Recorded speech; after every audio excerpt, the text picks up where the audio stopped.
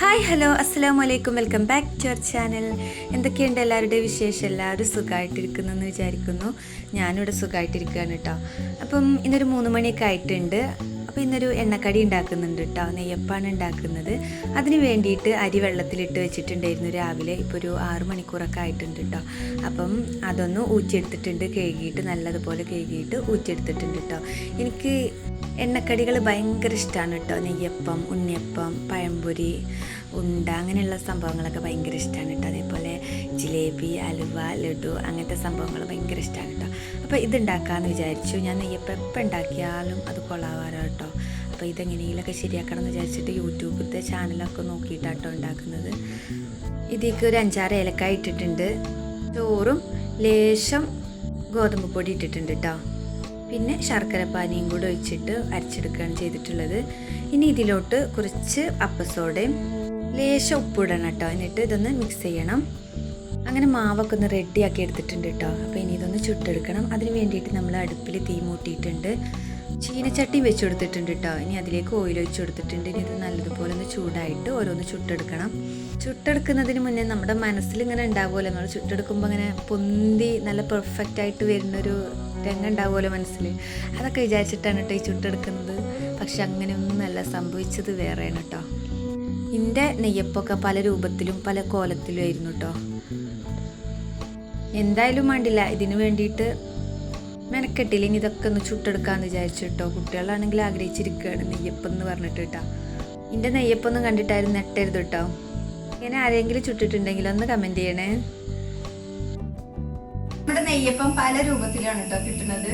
ചിലത് ശരിയാവുന്നുണ്ട്, ചിലത് ഏകദേശത്തെ നെയ്യപ്പത്തിൻ്റെ ഒക്കെ ഒരു രൂപം കിട്ടുന്നുണ്ട്.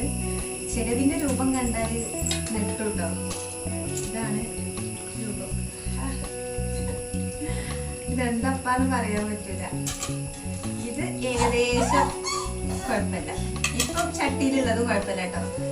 ലിയമോള് ഭയങ്കര വികൃതിയാണ് കേട്ടോ. ഇതിനൊക്കെ നല്ലോണം വികൃതിയാണ് കേട്ടോ. ഇത് ഏകദേശം കുഴപ്പമില്ല, ശരിയായി വരുന്നുണ്ട്.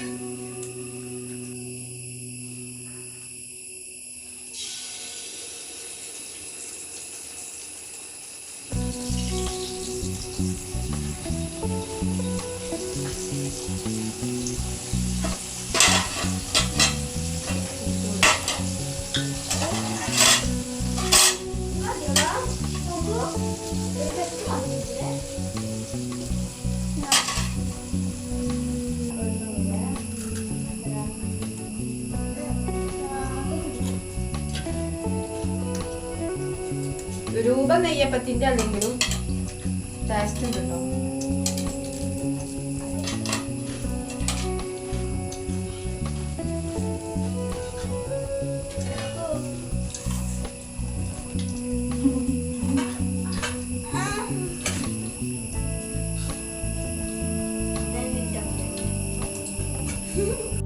ചെറിയ പണി കയറി വന്നത് കൊടുക്കുമ്പോഴേക്കാരും രസം. പിന്നെ കളിയാക്കിയിട്ട് നിൽക്കൂല കേട്ടോ.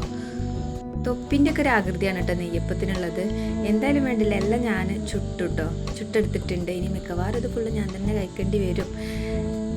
മക്കൾസൊക്കെ 1-2 ഒക്കെ കഴിക്കുള്ളൂ കേട്ടോ. അമ്മ പിന്നെ തീരെ അധികം ഒന്നും കഴിക്കൂല. അമ്മക്ക് ചെറുതായിട്ട് കൊളസ്ട്രോളൊക്കെ ഉള്ള ആളാണ്. അങ്ങനെ മക്കൾസൊക്കെ ചായ കുടിയൊക്കെ കഴിഞ്ഞിട്ട് കളിക്കാൻ ഇറങ്ങിയിട്ടുണ്ട്. അപ്പോൾ ഇന്നത്തെ വീഡിയോ ഇത്രയൊക്കെ ഉള്ളൂ കേട്ടോ. നെയ്യപ്പം ചുട്ട് കൊള്ളാക്കിയിട്ടുള്ളൊരു ദിവസമാണ് കേട്ടോ. അപ്പം വീഡിയോ ഇഷ്ടപ്പെട്ടാൽ സബ്സ്ക്രൈബ് ചെയ്യണേ. Thank you.